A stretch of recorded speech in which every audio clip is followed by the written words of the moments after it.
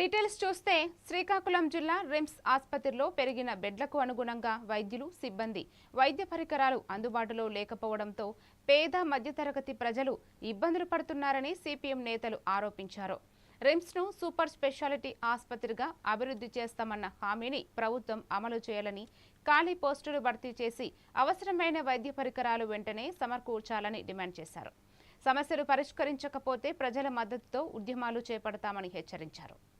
పూర్తిగా అందుబాటులో లేదు, వైద్యులు కూడా ఇవాళ లేని పరిస్థితి ఉంది. ఇవాళ కొన్ని డిపార్ట్మెంట్లకి ఒకరు ఇద్దరు వైద్యులు ఉన్నప్పటికీ ఈ రోజు దానికి పరికరాలు లేవు. ఇవాళ కార్డియాలజీ ఉంది, ఆ కార్డియాలజీకి సంబంధించి వైద్యం చేయాలంటే డాక్టర్ ఉన్నారు, దానికి క్యాత్ ల్యాబ్ లేదు. క్యాత్ ల్యాబ్ లేకపోతే ఆయన యాంజియోగ్రాము స్టంట్ వేయము ఏ విధంగా చేస్తాడు? సాధ్యం కాదు.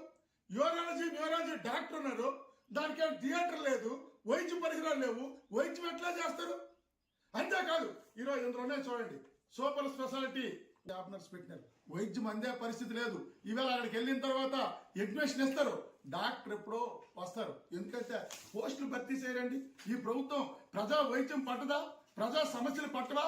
ప్రజల తాలూకు ఆరోగ్యం ఈ రాష్ట్ర ప్రభుత్వానికి పట్టదా అని చెప్పి మేము అడుగుతున్నాం. నువ్వు ఎప్పుడున్నో భూములు ఇవ్వండి, మేము పోర్టులు కడతాం, ఎయిర్పోర్ట్లు పెడతాం, భూములు గురించి నువ్వు చూస్తావు తప్ప ప్రజలకు ఒక మందు పిల్లలు ఇచ్చే పరిస్థితి నీకు లేదే. వైద్యులు నీవు కాబట్టి నియమించుకోరావా అని చెప్పి కడతారు. అదేవిధంగా థియేటర్లు ఎప్పుడు పెడతారో మీరు ప్రజలకి సమాధానం చెప్పాలా అని చెప్పి సందర్భంగా మేము ప్రభుత్వాన్ని అడుగుతున్నాం. అయ్యా రామ్మోహన్ రెడ్డి గారు, మీరు రిమ్స్ కి ఎందుకు నిధులు కేటాయించడం లేదో ప్రజలకు సమాధానం చెప్పాలని చెప్పి మేము అడుగుతున్నాం. ఎందుకంటే పేద ప్రజల ప్రాణాలు వైద్యం అందుబాటులో లేక